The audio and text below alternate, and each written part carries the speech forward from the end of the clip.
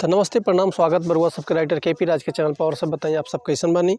उम्मीद करते रहुआ सब भी बढ़िया होखब अच्छा होखब। तो रहुआ सबन खातिर लेके आ गए बनी बिल्कुल ब्लास्ट बिल्कुल दर्दनाक बिल्कुल पारिवारिक पारंपरिक देवी गीत लेके आ गए बनी। नवरात्रि स्पेशल देवी गीत। उम्मीद करते रहुआ सब एक नया म्यूजिक बनवा के बढ़िया से गायकी करते हैं तो 100% बाकी गाना मार्केट में ब्लास्ट कर जाए। इससे पहले रुआ सबसे कहब कि रुआ अगर गायकी में इंटरेस्ट बा नया नया मीटर के तलाश में बानी नया नया मीटर रुआ सबके नहीं मिलत अब बढ़िया से तुकबंदी नहीं मिलत बढ़िया से रुआ सब गायकी नहीं कर पाओत। तो अगर हमारा चैनल पे आ गए बन तो रुआ सबके निराश भेला के जरूरत नहीं है। ऐसे कि रुआ सबन खातिर हर एक प्रकार के सॉन्ग हमारा चैनल से मिली।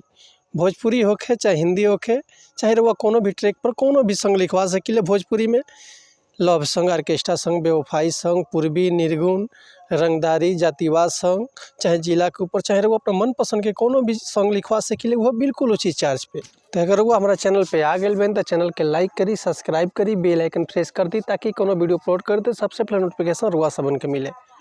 तो चलिए देर ना करते हुए आज के मैटर देखल जाए कैसे बा का एकर लय बा का एकर धुन बा रुआ सबन के हम गा के बताओ। तो उम्मीद करते रुआ सबके बेहद पसंद आई।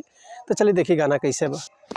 कि होते भी नुसरवा बोले मीठी बोली कोयलिया हो कि आवत बाड़ी ना। कि होते भी नुसरवा बोले मीठी बोली कोयलिया हो कि आवत बाड़ी ना।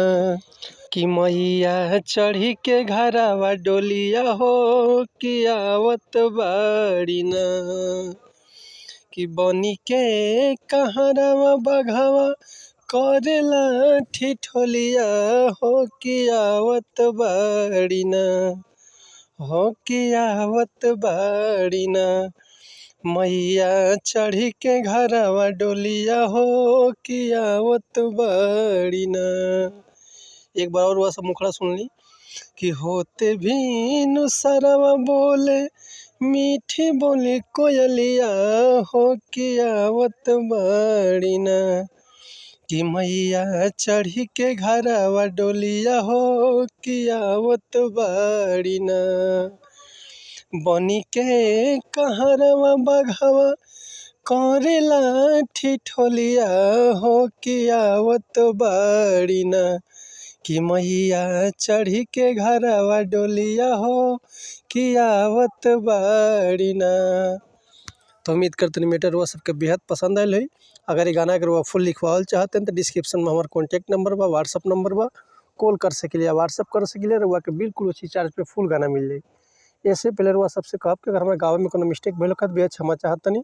ऐसे कि हम गायक ना ही रुआ समन के खाली बता सकिले समझा सकिले ये रुआ ऊपर डिपेंड करता रहुआ जितना बढ़िया से गायब उतना बढ़िया से गाना मार्केट में ब्लास्ट कर जाए। तो चलिए मिलते हैं नेक्स्ट वीडियो में कुछ नया गाना कुछ नया धुन कुछ नया कंपोजिशन लेके। तब तक के लिए रुआ सब अनुमति चाहतनी। नमस्कार प्रणाम जय हिंद जय भारत जय भोजपुरी समाज हर हर महादेव बम बम भोले।